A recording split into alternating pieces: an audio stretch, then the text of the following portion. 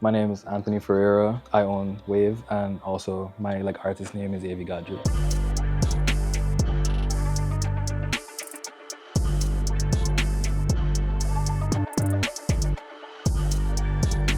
I feel like when I was younger, I wasn't really exposed to a lot of music. I was just really listening to what's on the radio. And then when I got into high school, I kind of just got into niche interests, really just listening to whatever I wanted to listen to and not what was mainstream. Then I downloaded the demo version of FL Studio, which is the program that I still produce music to this day. And I just fell in love with it. Like every time I made a bad beat, I just I tried it out. I tried to quit, and I was just nah, I couldn't. I was kind of addicted to it. So I just kept going and going, and I just fell in love with it and found a passion for it. It was never really, I guess, a goal in mind. I was just doing it because I liked it, and then it ended up being successful, and I'm grateful as ever for it. So really and truly, I just kept going. I was just addicted to it, and I found myself producing for some friends in Canada, and they introduced me to a world of smaller artists that had more of a niche following still, but a big following compared to what I knew. I sent out one specific beat, and I think in probably 2 months it gained over a million, and to this day I think it's over 15 million. And then I just started producing non-stop after that, and now my catalog's over 400 million. I'm really influenced by 2016 music, so music like Travis Scott, Ski Mask, X, things that are very abrasive, things that are dark. And if you listen to my music, it's just that, very abrasive. It's in your face. I do make more solemn, somber music, but as far as my main sound as an artist, it comes from that era of just being unapologetic and being really abrasive and in your face. The learning curve is pretty crazy. It's definitely, you look at the program at first and you have no idea what's going on, but now I think what I get a lot of applause on is how quick I produce. I try my best to get all my ideas out as fast as I can into the program, and because of that, I think people are really impressed with how quick I can really make a beat. But it's something that didn't come easy. Like when I was 14, 15 making beats, I had no idea what I was doing, and it would probably take me weeks, 2 weeks, 3 weeks to make something even closely listenable. But now I can make something for a professional placement in maybe 15 minutes. So the learning curve is definitely there, and I would say if there's any beginners out there, definitely don't let it discourage you. You just gotta keep going, and then after a while, you'll cop out what there is to learn in the program. The way that I make beats is from the start, and something that's very 2016, especially what Metro Boomin used to do with 21 Savage's music, and Eastbound all with Travis Scott's music, is they sample. So sample meaning taking old songs or existing pieces of work and then flipping it into something new. And that's kind of what I really was interested in. So I would take a lot of oldies and then just flip them into new modern pieces. I would take a lot of cartoon shows, intros like SpongeBob and stuff like that, and flip them into my own stuff. And so I gain inspiration from the things I listen to, from things in everyday life. And then as soon as I hear it, I know exactly what I want to do on it. I'm already inspired by whatever it is that I put into my project. So after that, as I said, I just try my best to get everything in my head out into the canvas as quick as possible before I forget it. And that's kind of my process. So get the melody first, then work on drums, work on bass, and then just grow from there. And then it's kind of like a trip. I just enter flow state, then by the end of it, there's a good beat in front of me. I think the great thing about living in my generation is that I can sit at home and then send beats overseas. And that's the great thing, and I think that's one of the things that really pushed me forward in my career, because rap music and the music that I make, it's not prominent over here. We listen to a lot more Caribbean-centric music, dancehall and soca. Not to say I don't like that type of music, but it's not the music that I'm inclined to make. It's not the music I initially fell in love with. And so I'm really grateful for the opportunity to be able to do what I do completely online. Really and truly, my first hits, I would say anything over 1 million, anything over 100K, anything even over 10 million, I made with people that I hadn't even met.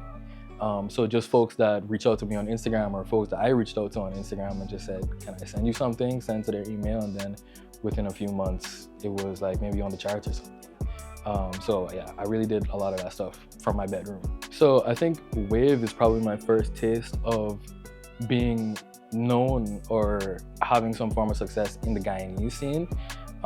As far as Wave goes, I never really intended it for that purpose. I really just did it because it's a passion project for me. Something I say to everybody is, Guyana has the culture we all want to party, but there's no good parties to go to. I feel like on a Saturday night, I find myself in like a wild goose chase trying to find a vibe that I actually like. And I kind of just sat back one day and realized parties aren't that hard to throw. Good music, good drinks, and good people. And I felt like I could do it. And that's why I started Wave. Wave to me, it's a word that my friends use in our friend group when we try to say that we're different. It's like, oh, I'm on a different wave. Like we're on a completely different wavelength. And so that's one of the main reasons that we chose Wave. But I feel like Wave encompasses community. It makes people feel like I'm on a wave. It's something that I feel like a lot of people connected to. It's so simple, but it's different.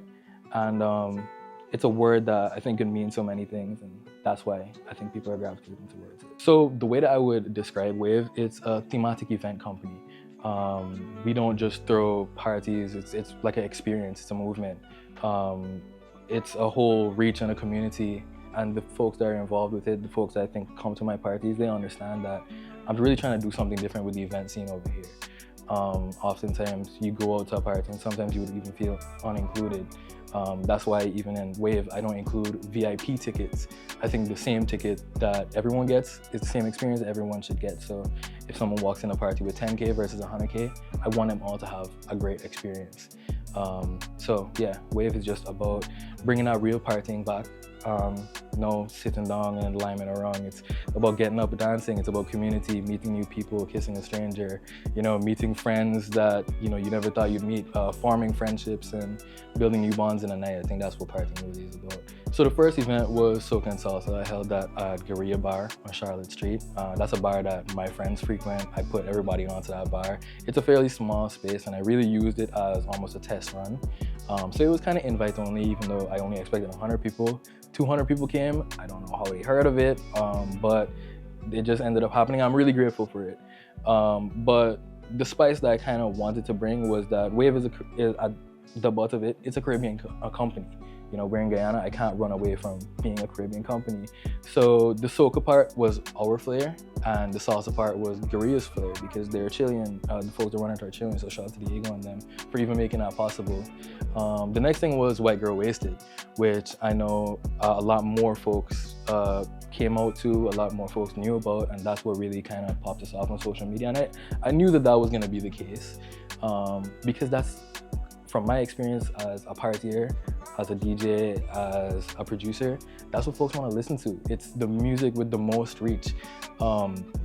Yeah, some people would listen to Asian and Raja Wild, and some folks would listen to Offset and whoever else in the rap scene, but everyone can relate to Chris Brown or Taylor Swift. And so bringing back that 2010s vibe, it was nostalgic for our generation. I think that's why it really did as well as it did. And at the root of it all, that's really what Wave stands for. It's that genre of partying, the partying where you jump up on a table and you don't remember it the next day, but you knew you had a great time. Next is Scream. It's just a great Halloween party. Although Wave is a thematic and theme-centered company, I really wanted to keep this one open concept because I know Halloween is becoming such an important concept to our generation. I know from even last year, October, people had their costumes designed or already in their heads.